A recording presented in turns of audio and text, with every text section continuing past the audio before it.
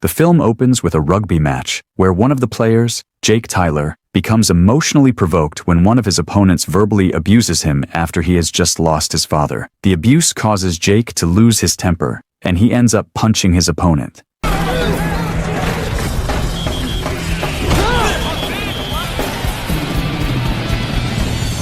After the match, Jake decides to go home early to help his mother and younger brother, Charlie, pack, as they are moving to Orlando the next day. The reason for the move is so that Charlie can focus more on pursuing professional tennis. Coincidentally, Charlie has received a scholarship there. Meanwhile, Jake's father has died in a car accident while drunk.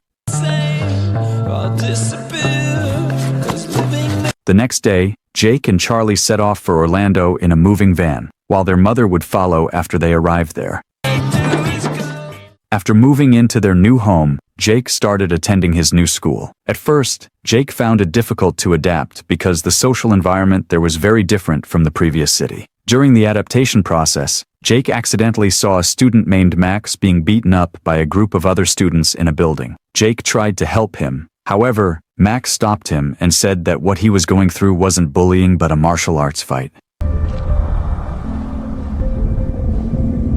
Meanwhile, in class, Jake caught the attention of other students because he was quite smart. One of the female students, Baha Miller, began to take an interest in Jake. Friends or family or what is at stake?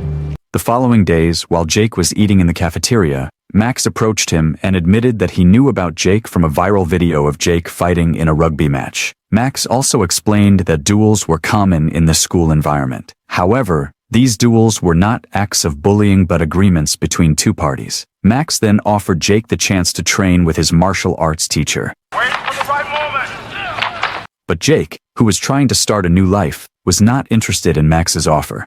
I'm just not into it, man. When school let out, Baha approached Jake and invited him to a party that night. Do you want to go? See you there? Yeah. Thanks. After accepting the invitation, Jake hurried home to prepare for the party. In short, upon arriving there, Jake was greeted by the party host, Ryan, an MMA champion. Ryan then took Jake around and showed him some students who were fighting, including women. Girl on girl. Such fights were commonplace for them, as usually after fighting, the two fighters no longer became enemies but instead became friends. You ready? Ready for what? Ryan then announced to the guests that the main event was about to begin. Turned out that the main event was a duel between Ryan and Jake. Main event. That would be me and you. Jake, of course, refused, as he had actually come to the party only to get close to Baha. Upon learning this, Ryan immediately kissed Baha, revealing that Ryan was Baha's boyfriend. Heartbroken, Jake decides to leave, but Ryan's men stop him. Ryan then deliberately provoked Jake by bringing up the death of Jake's father, who had died in an accident while drunk. Ryan's provocation made Jake angry, and the two began to fight.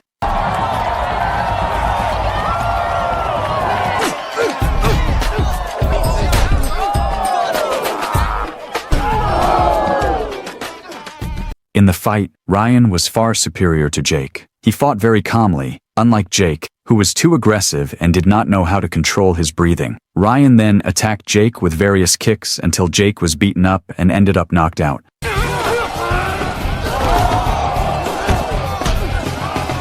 up. Get up, farmer!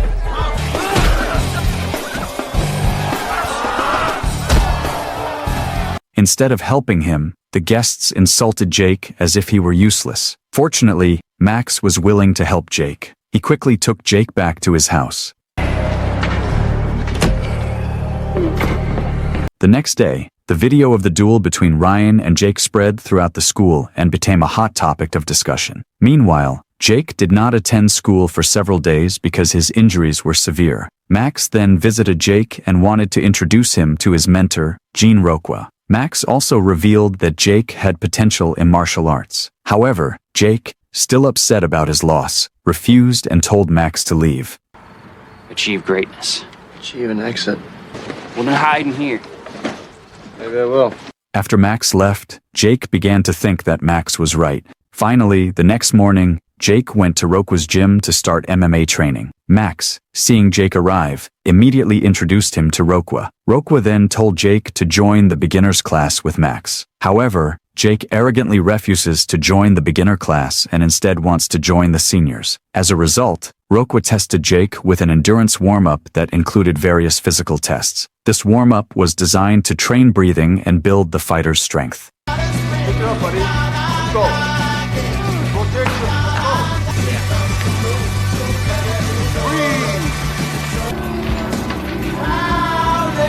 go. After the warm-up, Jake was told to duel with one of the seniors. Jake initially underestimated him because the senior was small in stature. However, once the duel began, Jake was completely overwhelmed because the senior was highly skilled in wrestling. When Jake was caught in a hold, he refused to surrender until he eventually lost consciousness. After regaining consciousness, Roqua recognized Jake's potential because he refused to give up. So Roqua accepted Jake into his training camp, but with one rule: Jake was not allowed to fight outside the training camp. If he broke the rule, he would be expelled. Yeah. He tested you, and you passed with flying colors. That night, Baja came to Jake's house to apologize. However, Jake does not forgive her because he thinks Baja has invited him to the party just to trap him into dueling with Ryan. It was wrong. The next day, Jake arrived early at the training camp, which impressed Roqua. While waiting for the others to arrive, Jake practiced punching the punching bag, which caught Roqua's attention. Roqua then asked Jake to perform a combo attack: a jab, a strike, and a middle kick. However, in that combo, Jake could not control his breathing, so his attacks lacked power. Roqua then demonstrated proper breathing technique, which proved to push the punching bag very far. In the early stages of training, Jake still struggled due to his emotions, recalling his duel with Ryan. However, over time, Jake managed to control his emotions and improved during training.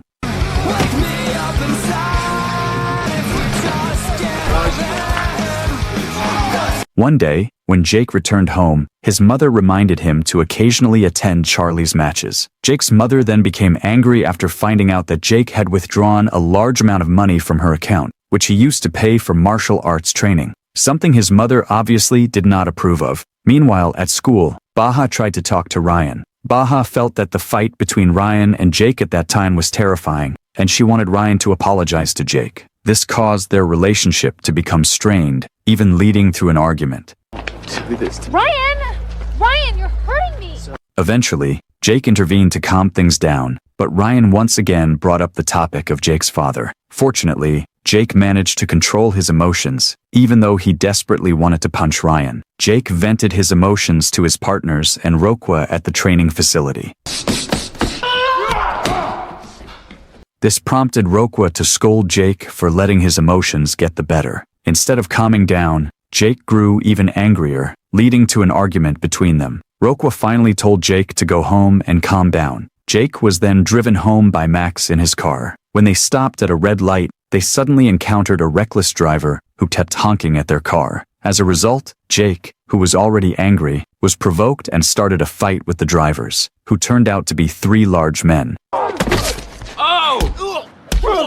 Jake easily defeated them, while Max recorded and uploaded the incident to social media. The video went viral everywhere, boosting Jake's social status at school. This phenomenon made Ryan anxious. Jake's popularity attracted the attention of many girls, including Baja. This made Ryan even more jealous. He then confronted Jake in the bathroom, and the two got into a fight.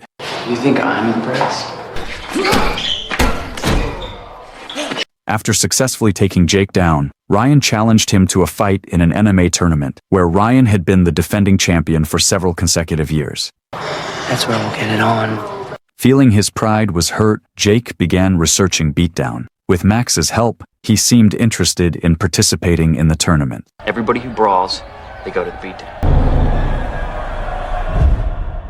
When Jack returned to the training facility, Roqua was furious upon seeing the video of Jake involved in a street fight. Jake's actions clearly violated Roqua's rules. Ultimately, Roqua expelled Jake and ordered him never to return. When they returned home, Jake's mother was also angry when she saw Charlie's bruised eye. She thought her youngest son had also been involved in a fight like his older brother. However, Charlie explained that he had been hit by a ball while playing, not in a fight. I got hit with the ball. It was an overhead and I took my half of it. The next day, Jake and Max spied on Roqua's camp. As soon as Roqua left, they followed him to the mini-market. While Roqua was picking up some fruit, Jake approached him and tried to persuade him to allow him to train again. Jake also explained everything that had actually happened, including his conflict with Ryan. As a result, Roqua agreed to train Jake again. However, this time, Roqua would be stricter with Jake. Thank you. You won't be thanking me tomorrow.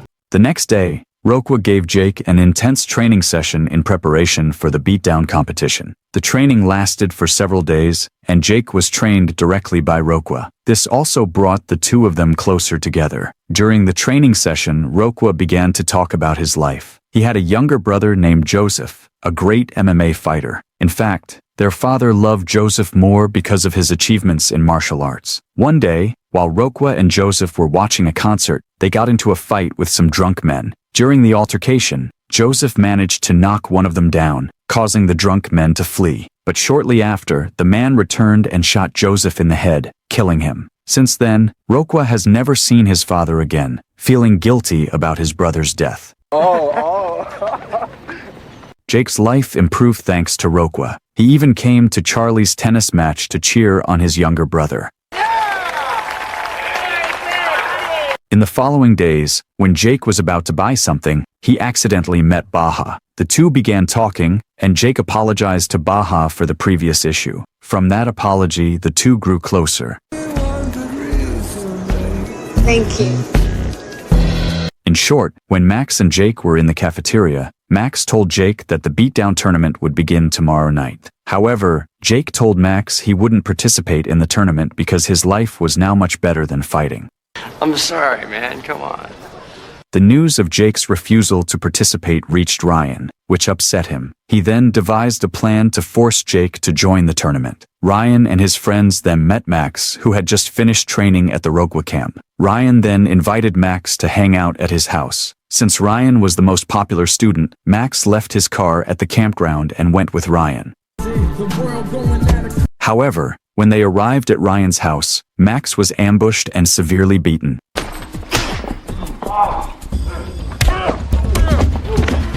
The battered Max was then sent to Jake's house, where Jake and Baja immediately took him to the nearest hospital. Knowing that Ryan was the one who beat Max, Jake decided to join the tournament to fight Ryan. When Jake was about to take Max's car, Roqua appeared and asked to talk to him. There, Jake revealed that he wanted to take revenge on Ryan. Of course, Roqua disagreed with Jake, fearing that what happened to Joseph would also happen to Jake. However, Jake insisted on fighting Ryan and didn't care about the outcome, whether he won or lost. Disgusted.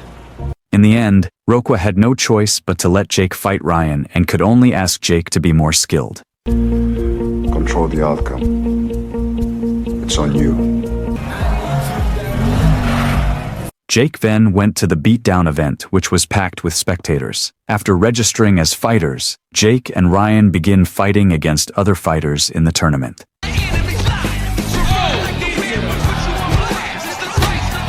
In the fight, Ryan easily defeated his opponents. This motivated Jake even more, so he gave it his all to win and advance to the next round.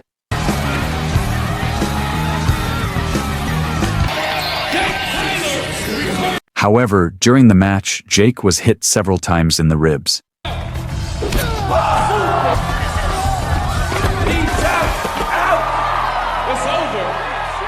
In the changing room, Baja came to calm Jake down and encourage him. Later, during the match, Jake saw that Ryan was disqualified for illegally poking his opponent's eye. Since Jake's main goal is to fight Ryan, he chooses to withdraw from the match. After that, Jake and Baja left the venue. However, Ryan tried to stop them. As a result, Ryan and Jake engaged in a duel in the parking lot.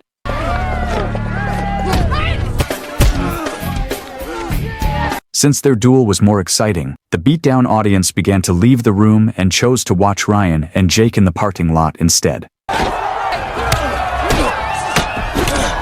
Initially, Ryan had the advantage because Jake was still in pain from his rib injury. In fact, Ryan also slammed Jake quite hard to the ground. After Ryan's attack, Jake began thinking of his loved ones and getting back up.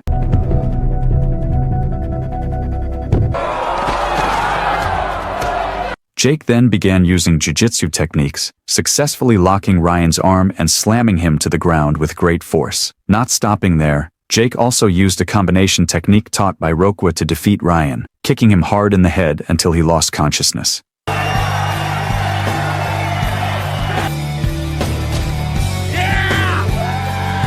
As a result, Jake won the duel and defeated Ryan as he had intended.